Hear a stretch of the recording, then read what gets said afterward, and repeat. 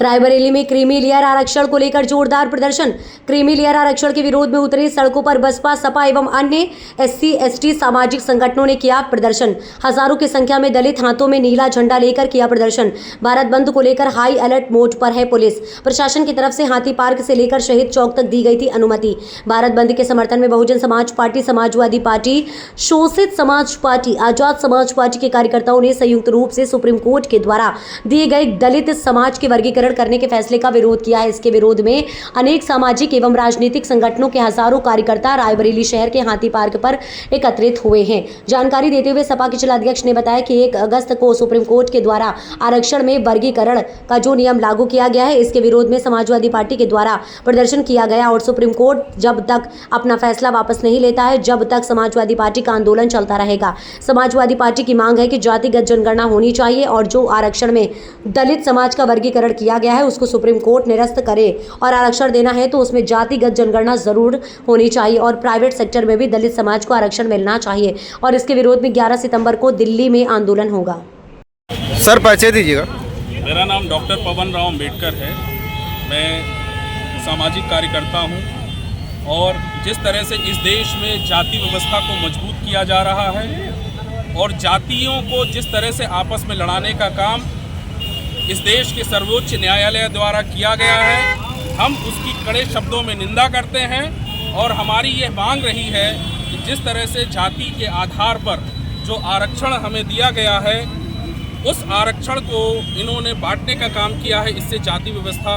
और मजबूत होगी और एक दूसरे के प्रति वैमनस्यता और घृणा की भावना भरेगी और इसी उद्देश्य से हम राष्ट्रपति महोदया जी को ये अवगत करा देना चाहते हैं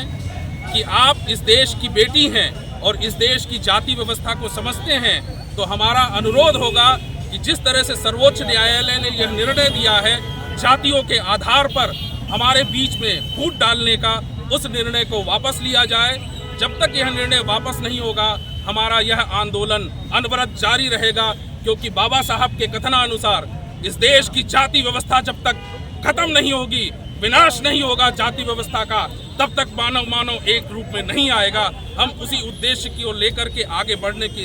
रूप में आज इकट्ठा हुए हैं और इस देश का SC ST समाज इस निर्णय से पूरी तरह से आक्रोशित है, क्रोधित है और इस निर्णय को अगर वापस नहीं लिया गया तो यह संवैधानिक जो अधिकार हैं, जो संवैधानिक मान्यता है, उस पर भी कुठाराघात करता है। अब माननीय सर्वोच्च न्यायालय साहब किस निर्णय के आधार पर और किन लोगों के आधार पर यह निर्णय लिया गया है, यह भी एक सोचने का विषय है, क्योंकि हमारी ये लड़ाई बाबा साहब ने जो शुरू की 1935 में,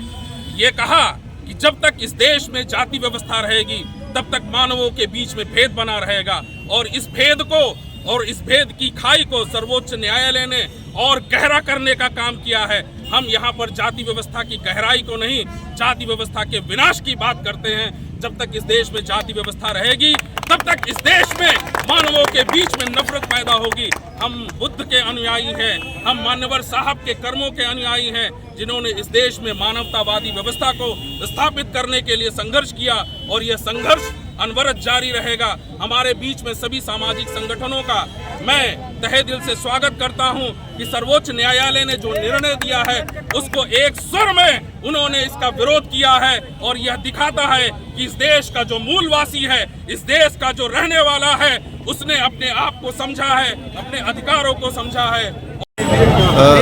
अध्यक्ष जी परिचय दीजिएगा आप। मैं रायबरेली का जिलाध्यक्ष समाजवादी पार्टी। क्या कार्यक्रम किया जा रहा है आपके द्वारा? देखिए, आज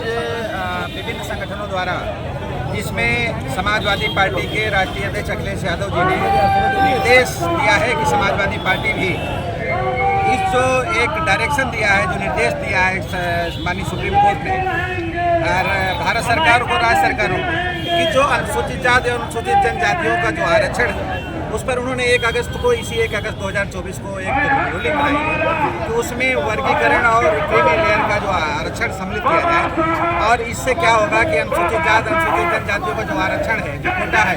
वो कम होगा और उनके कोटे पर असर पड़ेगा। तो ये एक असंवैधानिक है। माननीय सर्वोच्च न्यायालय ने जो